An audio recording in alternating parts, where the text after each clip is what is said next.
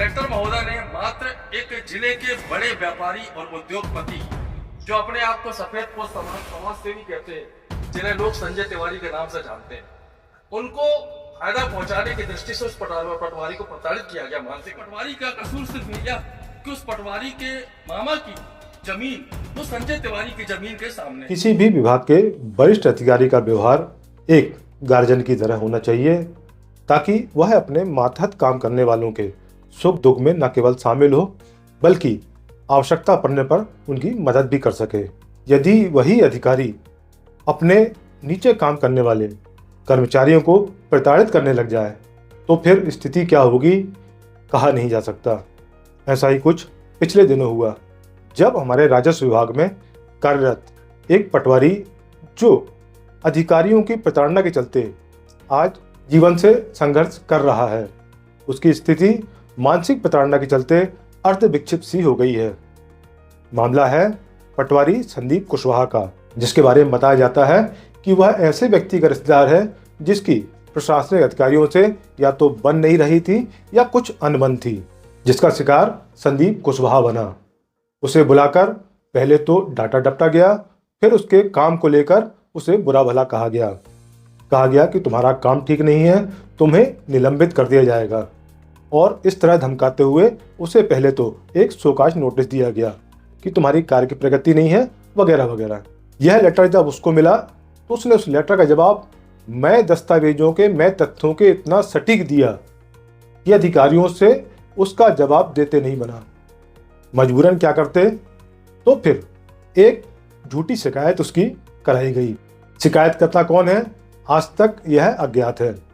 शिकायत में कहा गया कि पटवारी संदीप कुशवाहा लोगों से पैसे लेता है, बिना पैसे के काम नहीं करता, शासकीय काम में बाधा डालता है, इसके पास बहुत जमीन जायदाद है, इसका विभिन्न बैंकों में पैसा है। लेकिन यह नहीं बताया गया कि कौन से बैंकों में पैसा है, किसके नाम से है, जमीन जायदाद कहाँ है।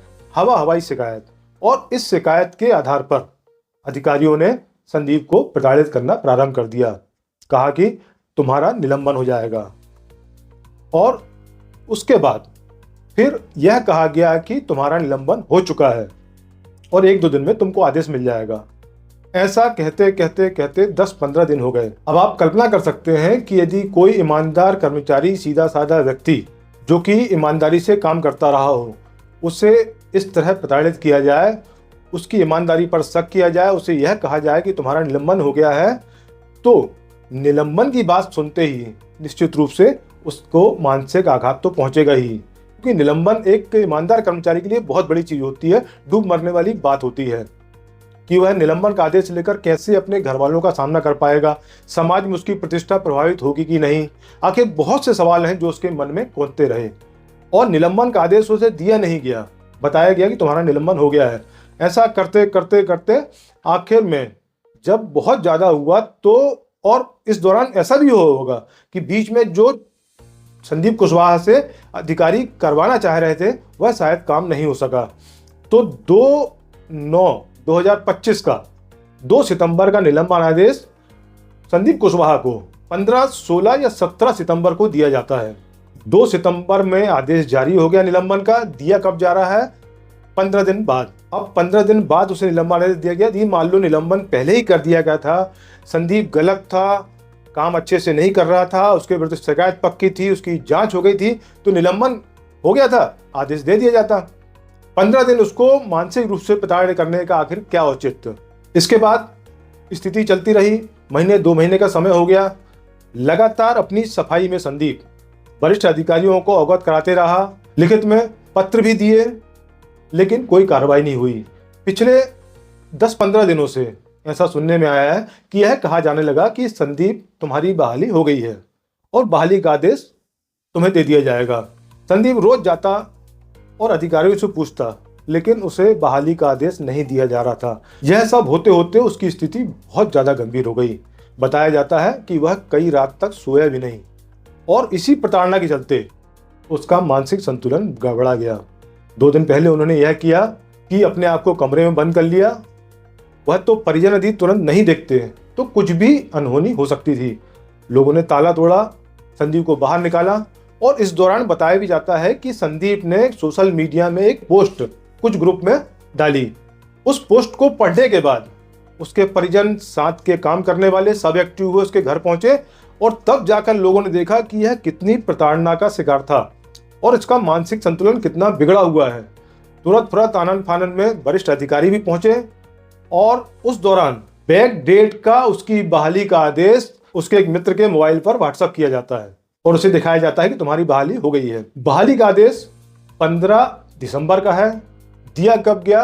18 दिसंबर को। इन 3 दिन में लगातार जागते रहने से, मानसिक रूप से प्रताड़ित होने से संदीप की हालत आज बहुत ज्यादा गंभीर है। उसे उपचार हेतु नागपुर ले जाया गया है। अब प्रश्न यह उठता है कि अधिकारियों ने आखिर संदीप के साथ ऐसा व्यवहार क्यों किया? यदि संदीप गलत था, उसका निलंबन आपने कर दिया। सस्पेंशन ऑर्डर जिस दिन होगा था उसी दिन देने में क्या दिक्कत थी? उसे 15 दिन क्यों रोका गया? किस लिए उसे परेशान किया जाता रहा? क्या दबाव उसके ऊपर डाला गया? और जब बहाली करना थी तो बहाली जिस दिन, मान लो आप 15 तारीख का आदेश दे रहे हैं, 15 दिसंबर का, तो 15 तारीख को ही आदेश उसको क्यों नहीं दिया गया? आखिर इस सब के पीछे क्या कारण है?